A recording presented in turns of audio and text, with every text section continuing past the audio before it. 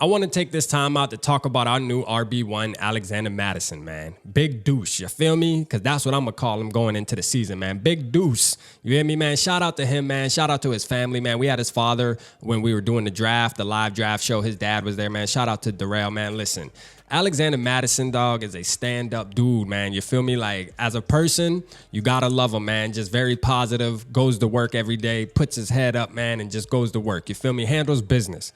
Now, the only thing I was saying about Alexander Mattison as far as us getting rid of, or let's just say this, as far as me wanting Dalvin Cook to stay as a Minnesota Viking was nothing against Alexander Mattison or believing that Alexander Mattison couldn't handle the load.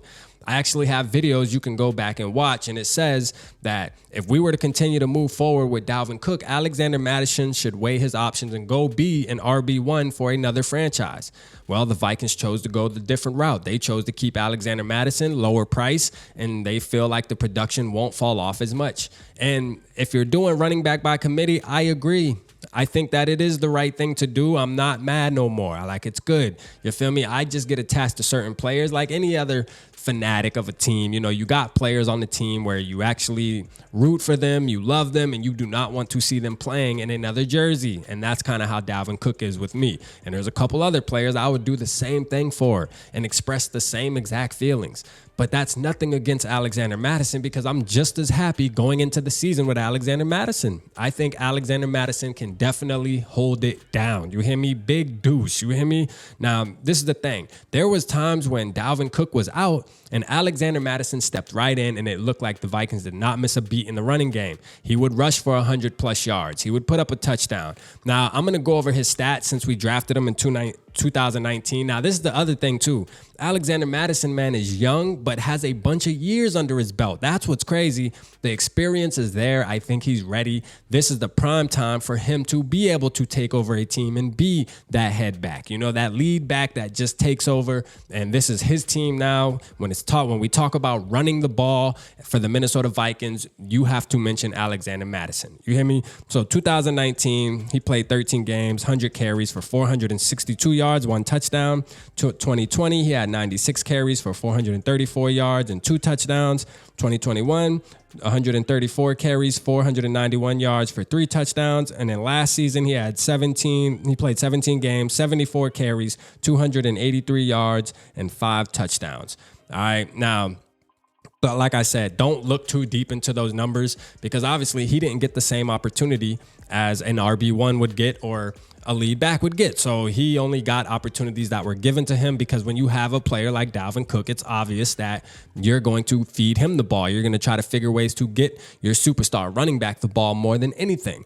But when it was his time and his number was called, man, he was always there. And that's one thing that I always have to respect about Alexander Mattison. Now, there's some people, man, I seen on Twitter, and guess what? Back when he was younger, we all know the famous Seattle game where it was 4th and inches and he didn't read the right hole. I was mad at that point too, and I held on to that for about a year. But man, it's like 3 years behind us now. Like, can we just let that go? Can we just let it go, Vikings fans? Like, honestly, man, I just seen somebody post it on Twitter today. Like, come on, man.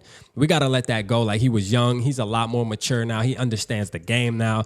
I do not believe that would ever happen again with Alexander Mattison. And guess what? He's the type of running back that in the third quarter, you're not going to want to try to tackle this dude, bro. This dude is a monster, bro. Like, he's a bowling ball bouncing off people. You're just not going to arm tackle this dude. And I think that as the game progresses, we'll start noticing next season that when we get deep into the third, deep into that fourth quarter, and we hand that ball off to A Mack Big Deuce, you're going to see him start falling forward and just wearing out the defense, bruh, because that's the type of running back that this guy is. He's that type of running back, man. So shout out Alexander Mattison, man. I'm happy that he's going forward being the RB1 of the Minnesota Vikings. Can't wait to cheer for him. Y'all know I'm going to be front line rocking with the boy.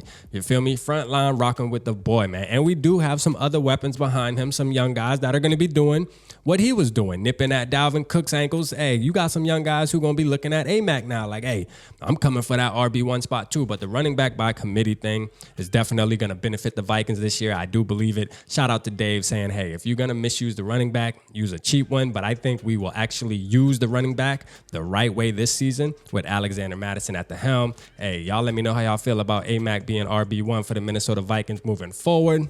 Drop it down in the comments. Appreciate y'all tapping in. Holla at your boy.